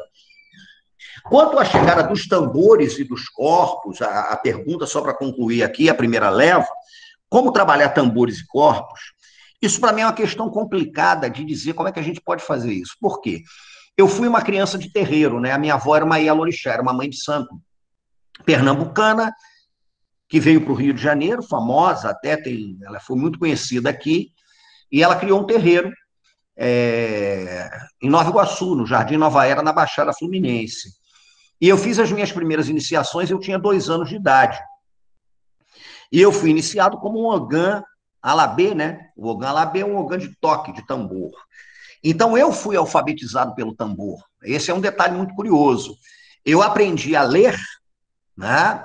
Ao mesmo tempo em que eu aprendi a reconhecer as sonoridades do tambor. Então, na minha função de ogã, de candomblé, eu tinha que saber a diferença entre um alujá e um agueré, que são 2 toques, né? Diferença entre o ibim e uma vamunha, a diferença entre um vaci, né? E um corinheuê, a diferença entre um ijexá, né? E um ilu de Inhansã. Então, essas gramáticas sonoras, elas foram muito presentes na minha vida. E elas estão muito presentes nas comunidades do samba. Como é que a gente faz isso? Eu acho que tem que ter um trabalho, tem que ter uma perspectiva integrada, né, no campo da história, é até difícil dizer isso, mas uma perspectiva integrada que vincule texto, a experiência, a sonoridade, a escutar o tambor. Você tem alguns trabalhos que fazem isso. Eu cito pelo menos 2 trabalhos importantíssimos que me parece que oferecem métodos muito interessantes de análise de gramática de tambor, que são 2 trabalhos do falecido professor da UERJ, né? José Flávio Pessoa de Barros, Fogueira de Xangô e Olubagé, o Banquete do Rei, em que eles tentam decodificar as sonoridades de tambor. né? Eu acho muito importante na minha área trabalhar com uma perspectiva de história oral, né? Inclusive com todas as questões teóricas, metodológicas que envolvem a história oral, mas ouvindo os tocadores de tambor, ouvindo as passistas de escola de samba, ouvindo a turma do samba. Zé Carlos Rego foi um sujeito que escreveu um livro em que ele tentou decodificar mais de 145 passos diferentes do samba, né? Então, tentar entender a partir dessa perspectiva, me parece que é um grande desafio. Agora, eu acho que isso tinha que estar em colégio. Eu acho que isso tinha que estar em colégio. É por isso que eu falo em pluriverso. Quando eu falo de pluriverso, eu não estou dizendo que o garoto tem que aprender, ele tem que ouvir Bach, seria ótimo que ele escutasse Bach, ele tem que ler Shakespeare, né? Ele tem que ler Machado de Assis, ele tem que saber usar instrumentalmente a língua, conhecer a matemática profunda, mas o cruzo é crucial. Para a gente entender, eu estou convencido disso, as culturas de rua do Brasil, nós temos que desenvolver reflexões instigantes sobre som e corporeidade. Eu acho que a gente tem que fazer esse passo, a gente tem que sair da dimensão da compreensão de visão de mundo para tentar entender percepção de mundo. Modestamente, O Fogo no Mato, A Ciência Encantada das Macumbas, meu livro com o Luiz Rufino, e o Flecha no Tempo, um trabalho que a gente faz mais ligado à área da educação, eles propõem isso, eles têm textos teóricos que propõem uma certa ontologia do tambor, uma certa epistemologia ligada a gramáticas não normativas, né? Mas é um trabalho que está começando, é muito difícil, né? Mas eu acho que a gente tem que enfrentar esse desafio. E aí é conversar, é ler, tem gente escrevendo sobre isso. Eu acho que, nesse sentido, O Fogo no Mato e O Flecha no Tempo são dois livros que propõem isso, propõem reflexões bem interessantes sobre como trabalhar com essas gramáticas não normativas, né? A gente costuma brincar dizendo que são livros que alargam o cogito cartesiano, né? Penso, logo existo. Não, penso, logo existo, bato tambor, logo existo, danço, logo existo, entro em transe, logo existo, brinco, logo existo, e morro, logo existo, né? Que talvez seja o grande desafio ontológico, pensar esse morro, logo existo. Eu acho que é mais ou menos por aí. Obrigada, Simas, por essa primeira leva. É assim, tem muitas pessoas inscritas, né? Então, eu vou pegar, finalizar a primeira leva e vou pedir desculpas para o Michel e para a Renata, que foram os últimos a se inscreverem. A gente vai ver se consegue ter tempo para vocês, porque nós temos... Se quiser, pode passar a pergunta para mim, eu dou um jeito de me comunicar com eles e respondo. Eu acho que é isso. Eu vou pedir para que vocês escrevam a pergunta, né? Eventualmente, à medida que o Luiz for respondendo, se ele conseguir dar uma olhadinha ali no chat, ele também consegue pensar rapidamente sobre as perguntas. E aí, seguindo a ordem, Isabel Pereira, Gleuson Pinheiro e depois Luiz Cláudio Matos. Isabel, com você. Só antes de passar para a Isabel, só queria fazer, o Luiz já falou do livro Diálogos Suburbanos, organizado pelo Rafael, pela Tereza e pelo Joaquim Justino, que conta com um texto meu em coautoria com a professora Flávia Brito do Nascimento, colega da FAU, tá bem? Sobre o conjunto residencial da Penha, no Rio de Janeiro. Vamos lá, Isabel. Oi, Luiz, obrigada pela exposição. Eu não conhecia seu trabalho, mas acho que levantou questões muito importantes para mim agora. Talvez eu esteja falando de coisas que no seu livro você trate, mas enfim. Eu sou aluna da FAU do último ano, e você fala, enfim, dessa rua encantada, terreirizada. E na FAU a gente trabalha muito com um texto do Simmel, do século XIX, que ele fala do homem metropolitano, que ele coloca esse homem metropolitano como tendo uma postura blasé, né, uma postura extremamente objetiva, que neutraliza os estímulos da cidade. E acho que é muito perto do que você coloca, um contraponto, porque é quase como se fosse para ele, o homem metropolitano é o antitranse, né, é o anti-encanto. E daí eu fiquei pensando nisso dos encantos e dos desencantos. Você colocou que existe uma dimensão política, uma dimensão religiosa nesse desencanto, mas dentro de uma escola de arquitetura, né, me interessa saber até que medida que esse desencanto tem a ver com forma arquitetônica, né? Então, como que a terreirização opera na forma arquitetônica da metrópole? Isso é, dentro da heterogeneidade de uma metrópole, há lugares que não são encantáveis? Ou qual seria o espaço para o encantamento dentro de um lugar como a Avenida Faria Lima? Ou qual que é o espaço para o encantamento na forma urbana de Dubai? É mais ou menos nesse sentido a minha pergunta. Só isso. Obrigada. Obrigada, Isabel. Vou pedir, então, para o Gleuson. Gleuson, mais objetivo possível. Vocês... todo mundo ouvindo? Sim. Bom, boa tarde, Luiz, boa tarde a todos. Eu queria fazer 2 perguntas. Vou tentar sintetizar o mais rápido possível.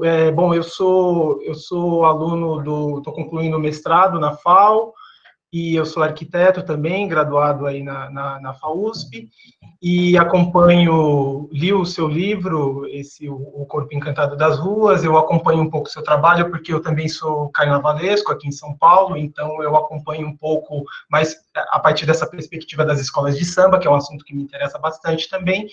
E eu queria, na verdade, perguntar, você falou da resistência e da reexistência, né? E a gente, na escola, na nossa formação, né, de urbanista, a gente, na graduação, mais especificamente, a gente estuda, né, um repertório, a gente estuda tanto como repertório, como também objeto a ser criticado, né? A cidade do pensamento colonial, né? A cidade branca, ou a cidade que eu diria aqui, a cidade do corpo branco disfarçado de corpo universal. A gente não estuda outras percepções, né, para usar o conceito que você está usando, né, de cidade. Então, a gente acaba ficando a gente sempre se vê um pouco refém dessa perspectiva colonial, né, de olhar a cidade a partir do ponto de vista, quer para criticar, ou quer como repertório, como ciência, a partir da perspectiva colonial. E aí eu queria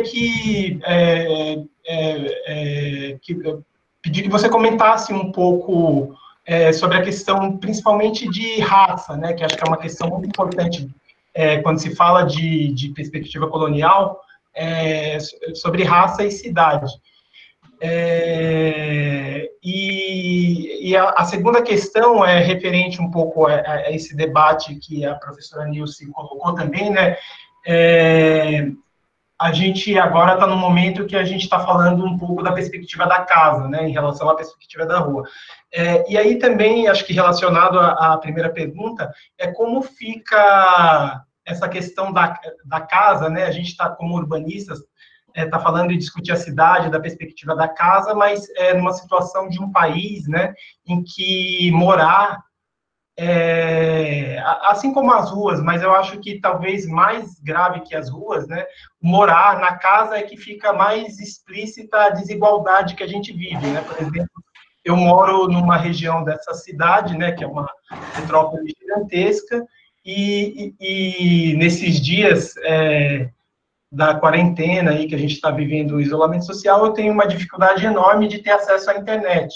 E cada vez mais eu chego à conclusão de que o acesso à internet é o mais moderno acesso à cidade, né?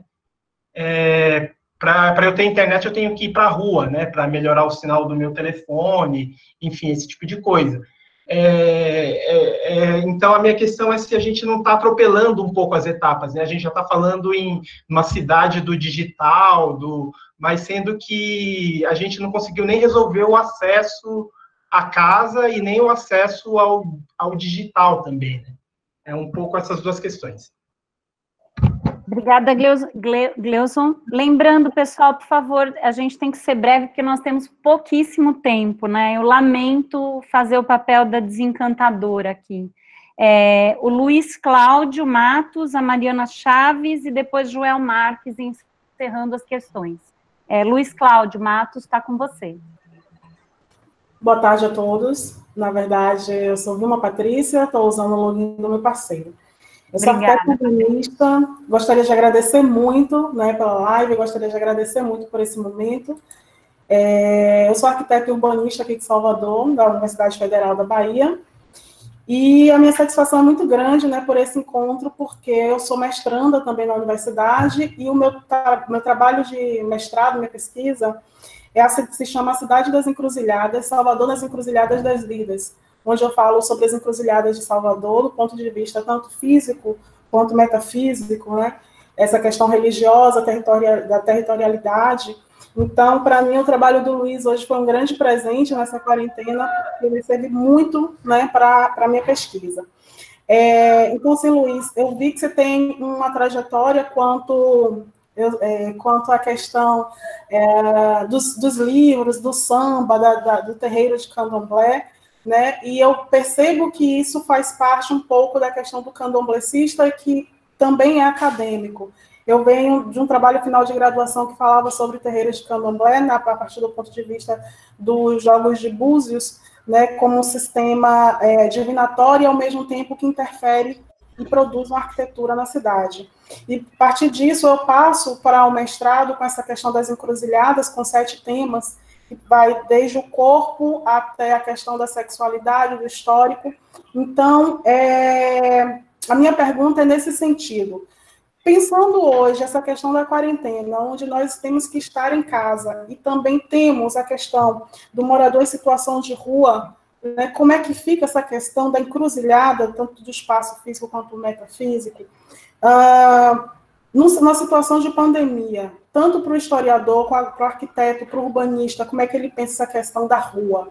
A rua no sentido de encruzilhada, seja ela beco, né, que numa questão de pandemia nós temos essas dificuldades de distanciamentos, seja como a esquina, onde as pessoas não têm mais esse local de encontro para a sociabilidade, ou seja, no local de moradia, que é o caso das ruas, né, dessas encruzilhadas, dessas ruas que são as moradias temporárias ou não de algumas pessoas. E também pensando essa rua como a rua do fluxo, do transeunte, que somos nós que estamos agora, né, em casa, e deixando essa rua para ficar um pouco mais protegido. Essa rua que, ao mesmo tempo, oferece o perigo, ela também oferece essa questão da proteção da moradia para quem nela está, né, sem muitos riscos, a partir do momento que nós estamos deslocados. Então, como é visto isso socialmente, né, esse morador de rua, como é vista a questão da sexualidade, a prostituição, né, que traz das ruas o sustento? Eu queria que você trouxesse um pouquinho essa reflexão da encruzilhada nesse ponto de vista físico e também não físico, né, para esse momento. Muito obrigada. E só para colocar aqui, alguém perguntou, o nome da minha pesquisa é A Cidade das Encruzilhadas, Salvador nas Encruzilhadas das Vidas. Obrigada. Muito obrigada, Patrícia. Vou passar, então, para a Mariana, depois para o Joel. Mariana e Joel, se vocês puderem fazer em 1 minuto, vão ajudar muito a gente. Obrigada. Mariana, está com você. Mariana Chaves. Boa tarde, vocês estão me escutando? Sim.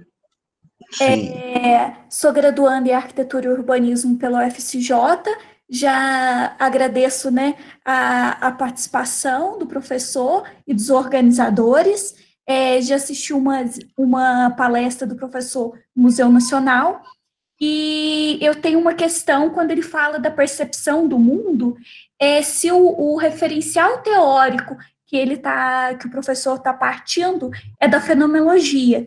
E aí, sim, né, dessa questão do corpo, né, dessa ligação que o Merleau-Ponty fala da interdependência entre corpo, espaço e tempo, né, de experienciar, como que ele vê essa nova guinada na fenomenologia para estudar as culturas urbanas. Muito obrigada, Mariana. Joel. Por nada. Joel?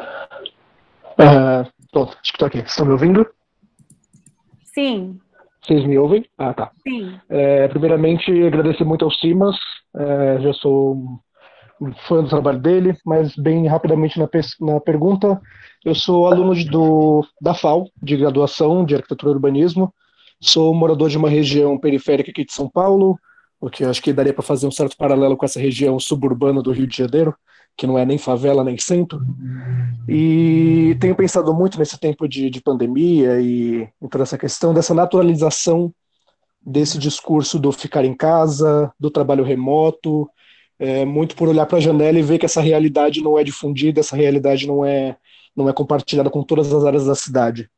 E pensando nesse conceito de percepção da vida, percepção de mundo, de que não só a gente constrói os ambientes, mas a gente é construído por esses ambientes também, eu queria provocar o Simas para falar um pouco mais sobre isso que ele falou, sobre os espaços de domesticação, e especificamente sobre a domesticação do arado, sobre essas pessoas que estão na rua trabalhando, sobre essa classe popular que está na rua sem possibilidade de fazer trabalho remoto, sem possibilidade de usufruir dessa narrativa que está tão em voga hoje em dia de ficar em casa, de encantar a casa e esse tipo de coisa.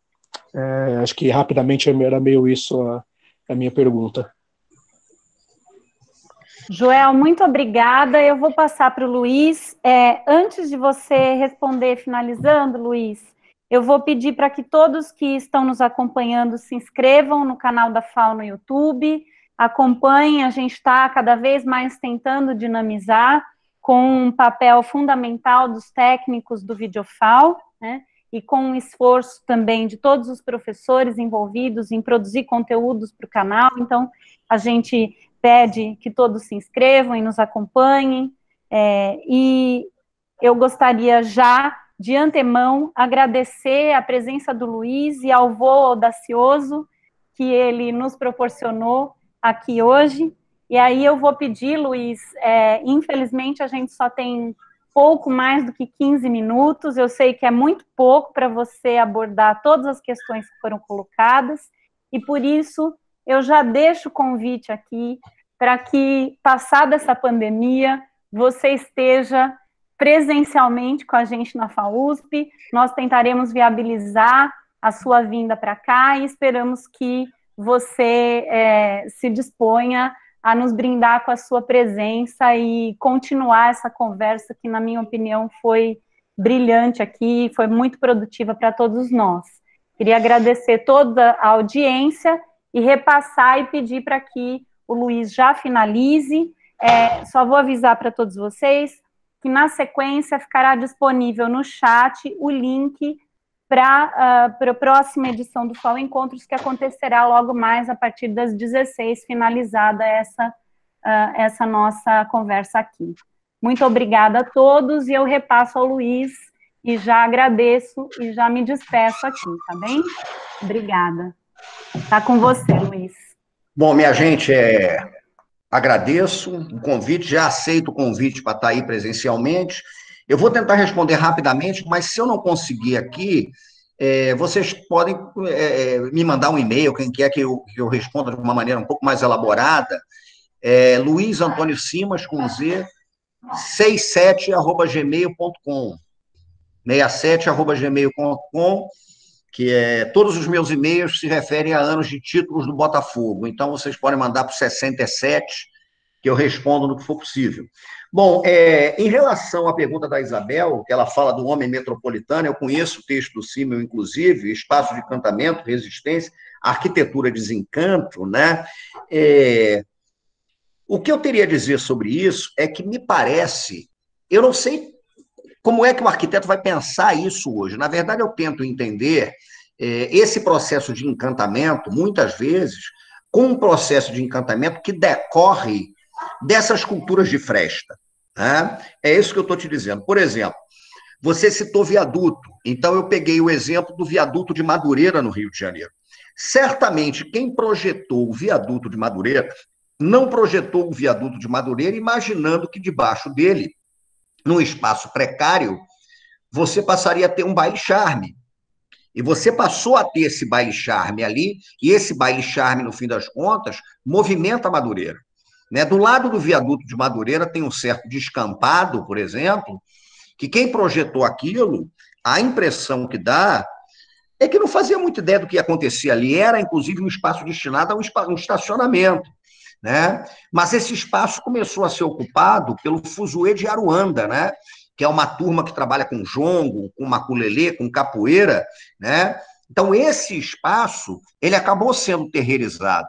O que me parece, é uma impressão que eu tenho, é que seria interessante um voo mais audacioso, quando a gente pensa a cidade, quando se projeta a cidade, quando se elabora um projeto para a cidade, né? Para esses espaços de respiro, para essa possibilidade do encantamento do território, né? Para essa possibilidade da produção do lugar, né? Como é que um território funcional ele pode ser terreirizado? E muitas vezes me parece que a cidade não é pensada a partir dessa perspectiva. Né? Aqui no Rio de Janeiro, por exemplo, você fez uma reforma na Praça Paris e tirou os bancos, com o argumento de que os bancos eram usados para que as pessoas estavam deitando nos bancos. Mas o banco serve para a pessoa deitar também. Né? Então, sendo muito rápido no que eu estou te dizendo, me parece que pensar essa perspectiva de que a gente tem que construir cidades com espaços de terreirização, né, que proporcionem a experiência do lugar, proporcionar a experiência do lugar, no sentido da geografia humanista, né, aquela experiência de transformar o território num lugar praticado. Me parece, eu não sou arquiteto, eu não tenho essa dimensão, mas me parece que é possível pensar em elementos da urbanização, né, e na arquitetura, que dimensionem a necessidade de você pensar o fôlego para o terreiro, né? Dialogar com a cultura de rua, porque a cultura de rua está ali para isso. É uma impressão que eu tenho, né? E, de fato, a percepção que eu tenho do homem metropolitano, o homem metropolitano que me interessa, ele vai numa direção um pouquinho contrária à direção do Simmel, né? É um homem metropolitano que é rasurado, é um homem metropolitano que é esquecido, é um homem metropolitano que é coisificado, né? Que é visto como um objeto de trabalho na cidade. Como é que a gente pode pensar uma cidade que discuta as sociabilidades que esse homem tem que ter, né? Que as mulheres, os homens, as crianças, é essa a perspectiva. Você vai construir uma praça, vai reformar uma praça, e a criança, qual é a opinião que ela tem, qual é a expectativa da criança? Escutar a cidade, né? Escutar essas vozes da fresta, escutar essas vozes sufocadas, eu acho que poderia ser interessante. Rapidamente, eu acho que é mais ou menos por aí. Quando vem a pergunta sobre a cidade de corpos brancos, a cidade é pensada a partir da perspectiva dos corpos brancos, eu não tenho dúvida. E aí, eu diria o seguinte, pegando toda a leitura que eu fiz do Fanon, o Fanon não escreve exatamente isso. O Frantz Fanon, um pensador da Martinica, muito importante, e que eu acho que seria importante para todo mundo, arquiteto, historiador, o Fanon é um pensamento muito arrojado. O Fanon trabalha o racismo, eu verifiquei isso, em 3 perspectivas. Ali você observa que está muito presente isso.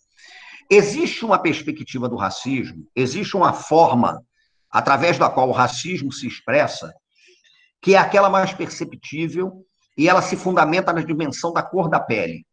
Então, você vê os corpos pretos, os corpos indígenas, e há um racismo que se fundamenta naquilo ali, né? Mas existe uma outra expressão do racismo que é terrível, porque ela é menos perceptível. É o racismo simbólico. É um racismo que opera na desqualificação dos saberes outros, dos saberes indígenas, das cosmogonias plurais africanas, né? Dos saberes de terreiro, dos saberes de floresta. Isso é fundamental. Isso me parece fundamental. Porque você pode não ser racista numa primeira dimensão, você pode dizer assim, eu não tenho racismo nenhum contra o preto ou o indígena, mas se por acaso você desqualifica os saberes, né, afro-indígenas, achando que por alguma razão eles são inferiores à produção civilizatória que o Ocidente cristão racionalista desenvolveu, você está operando na dimensão do racismo. Então, esse racismo simbólico, ele está presente na construção da cidade o tempo inteiro, o tempo inteiro. A gente lançou um olhar sobre a cidade que admite que uma igreja barroca tem que ser tombada, e eu acho que tem, mas estranha quando um terreiro é tombado. Né? Estranha quando um terreiro é tombado. A gente parte de uma perspectiva de mundo que ainda é aquela que diz o seguinte, porque o teatro nasceu na Grécia. Ué, mas não nasceu? O grego nasceu. Mas as formas de dramatização do mundo que não eram gregas não nasceram. Né? Porque a filosofia nasceu na Grécia. A grega eu concordo que nasceu. Mas cosmogonia, reflexão sobre o mundo, elaboração de pensamento, isso tem que ser amplificado. Então, eu concordo. A cidade é uma cidade pensada a partir da dinâmica dos corpos brancos que circulam por ela. Né? O Rio de Janeiro, essa tensão é profunda. É profunda. Né? E quando falo de raça aqui, eu não falo raça como um conceito biológico. Eu falo como uma impressão social, que é produzida nas práticas cotidianas. Eu sou branco, né? Então, 11h30 da noite, a polícia sabe que eu sou branco. Ela sabe que eu tenho a proteção de um corpo branco. Então, pensar o privilégio da branquitude também é importante. É o que cabe ao branco, inclusive, pensar o privilégio da branquitude. Não tem como pensar a cidade sem esse recorte da raça, né? Porque senão a perspectiva se perde. Rapidamente, sobre a encruzilhada, tá? Eu queria falar do seguinte, o trabalho da Patrícia, muito interessante, Patrícia, até porque o teu trabalho dialoga com esses corpos, né, que são subalternizados pela experiência histórica e com esses corpos, inclusive, que são apagados pela experiência urbana, como corpos não produtores de cultura, né? Como corpos que não são produtores de saberes, de modos de vida. A encruzilhada, né? Quando eu fiz, tem muita coisa sobre encruzilhada no meu trabalho com o Rufino, né? Eu tenho texto sobre encruzilhada no outro livro chamado Almanaque Brasilidade. A encruzilhada não pode ser encarada como um ponto de dúvida, né? A encruzilhada, na verdade, é um ponto de chegada, né? Onde os corpos da cidade se encontram, onde os corpos da cidade cruzam. E tentar entender a cidade a partir desses corpos encruzilhados é crucial. Quando no Corpo Encantado das Ruas eu faço o capítulo sobre Zé Pilintra, é na dimensão de pensar o corpo físico e o corpo metafísico que experimenta a rua. E que muitas vezes não é visto, né? Ou quando é visto como corpo indesejado. O capítulo sobre Marias é um capítulo baseado em 3 pombagiras, né? Dona Maria Padilha, Dona Maria Mulambo e a terceira Dona Maria, eu falo de várias outras Marias, Dona Maria do Porto, né? Dona Maria Navalha. Esse capítulo, ele dialoga muito com a ideia dos corpos encruzilhados. E esses corpos são corpos que muitas vezes são vistos como inadequados para a construção da cidade, sobretudo a cidade com esse recorte civilizatório mais europeu. Como é que esses corpos desafiam essa cidade que se quer asséptica, que se quer branca, que se quer europeia? Né? Como é que esses corpos experimentam a cidade? Eu fiz um trabalho, numa certa ocasião, com a Vila Mimosa, aqui no Rio de Janeiro, que é uma zona de prostituição. Né? Como é que esses corpos experimentam a cidade? Porque os discursos sobre a cidade negligenciam a experiência desses corpos, e negligenciam em todos os aspectos. Né? Inclusive, me parece que no aspecto urbanístico mesmo, de pensar a cidade a partir desses corpos que são frequentemente desqualificados. Né? Como é que a economia que circunda esses corpos ela vai sobreviver a tempos de pandemia e de esvaziamento das ruas? Né? Eu estou sendo muito sintético aqui, mas eu acho que a tua colocação é crucial e eu gostaria muito de conhecer o teu trabalho. O que eu falo de percepção dialoga, assim, com a fenomenologia, né? Eu li muita coisa do Merleau-Ponty, inclusive, né? Dialoga também com algumas reflexões que são feitas hoje no Oriente, né? Com uma turma da Coreia que vem pensando sobre isso, com alguns autores também da decolonialidade, que são caribenhos, né? Uma turma da Colômbia, do Peru, que é bem interessante, né? A gente pensa muito sobre essa dimensão, e eu acho que isso tem cada vez mais que ser levado em consideração para reflexão sobre a metrópole, sim. Porque você não experimenta a metrópole apenas com a visão, né? Você cheira a metrópole, o teu corpo experimenta a metrópole. E muitas vezes a experiência da corporeidade, ela é uma experiência que segue numa direção contrária à experiência da reflexão ou à experiência do olhar, né? Existem certas sabedorias do corpo que são muito peculiares ao corpo. Eu vou lembrar de uma coisa rápida aqui, se você quiser me escreve, depois a gente pode falar melhor sobre isso, tem alguma turma que eu posso até também trazer para esse diálogo com a tua pergunta, mas tem um negócio que é muito interessante, porque se você pega a visão de corporeidade que é consagrada pela reflexão ocidental, o que se diz é que o cérebro emite comandos para o corpo e o corpo age. Só que perguntaram uma vez para Garrincha como é que ele driblava, e o Garrincha dizia que o corpo dele estava com vontade de fazer uma coisa, e a cabeça dele tinha que estar boa para entender o que o corpo queria, né?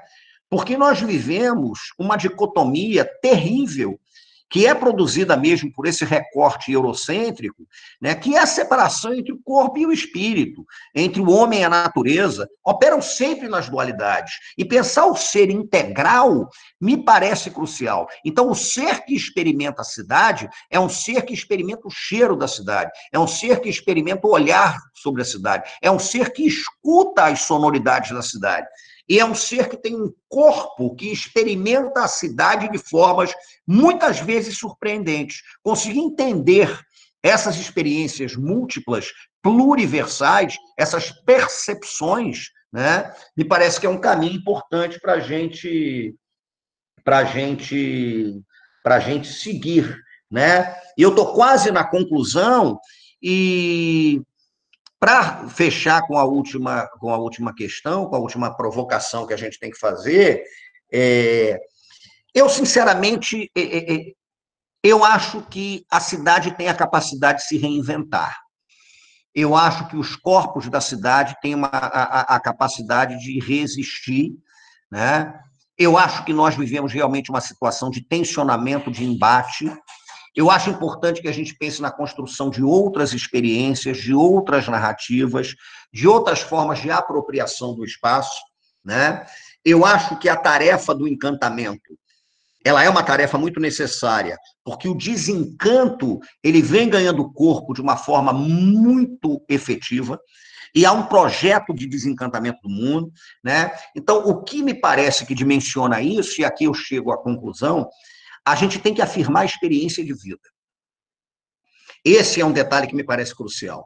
E aí eu quero concluir recorrendo às sabedorias afro-indígenas, porque nas sabedorias afro-indígenas, as religiosidades, as cosmologias, cosmogonias, né, as ontologias e tal, há um detalhe que me parece crucial e faz muita diferença. A dualidade que existe não é entre a morte e a vida. O contrário da morte não é a vida nessas percepções. O contrário da morte é o encantamento. E o contrário da vida não é a morte. O contrário da vida é o desencanto. A partir dessa percepção, quem está biologicamente morto pode estar vivo. Pode estar vivo na experiência da memória, pode estar vivo na ritualização, né? Pode estar vivo na lembrança. Agora, existem muitos vivos que estão respirando e tal, que podem estar mortos, porque podem estar acossados pela mortandade, podem estar acossados pelo desencanto. Então, pensar a cidade e os corpos da cidade a partir da afirmação de experiência de vida, a partir da afirmação de experiência de vivacidade, pensar os corpos que não sejam encarados como ferramenta de trabalho, como arado, fugir de um imaginário sobre os corpos que é fundado na percepção da escravidão e do pecado, né, e construir experiências de convívio com o urbano, com a vida, enfim, com tudo, mas experiências de vivacidade, isso é que eu acho crucial, porque nós estamos acossados pela mortandade, né? A mortandade é aquela experiência do desencanto que você experimenta em vida. Então, você está vivo, você está falando, você está conversando, você está batendo papo, você está ouvindo música, mas você está acossado pela mortandade. Né? A mortandade é exatamente esse sentimento em que o ser, né, ele não tem vivacidade. Então, construir políticas afirmativas de vida, construir políticas afirmativas de integridade do ser, né, construir políticas afirmativas de pertencimento de mundo, esse é o grande desafio. E não tem como pensar nessas políticas afirmativas de vida sem pensar os corpos que circulam nas cidades e, sobretudo, sem pensar aqueles corpos que são desqualificados por um projeto de Estado colonial que continua vivo, que continua ativo, eu diria, inclusive, que está mais ativo do que nunca em suas tentativas de produzir mortandade. E a nossa função, no fim das contas, é afirmar modos plurais de vida, modos plurais de relacionamento com as outras pessoas, com os outros saberes e modos plurais de relacionamento com as cidades em que a gente vive.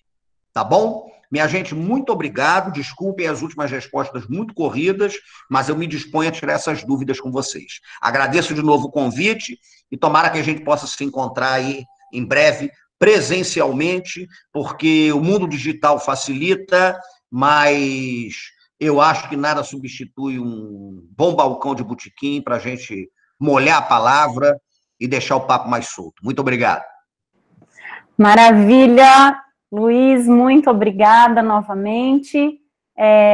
Acho que estamos todos aqui dispostos a continuar gritando vida, né? Vivamos. E aí, então, eu deixo o convite para quem está na audiência acompanhar o próximo evento do FAO Encontros, que vai acontecer nesse momento. O pessoal do Videofal vai disponibilizar o link, né? O evento Tão Longe, Tão Perto, com a arquiteta Marina Acaiaba, Manuel Aires Mateus, de Lisboa, com mediação da professora Marta Bogeia. E, de novo, o convite para que todos se inscrevam no canal. Obrigada, pessoal, muito obrigada pela audiência, acho que encantamos aí a rede nessa tarde. Tchau, Simas, muito obrigada. Valeu, gente. Saúde pra gente. Valeu. Tchau, Luiz, obrigada. Tchau, Nilson. Obrigado a vocês. Tchau, obrigada, Luiz. Tchau, tchau.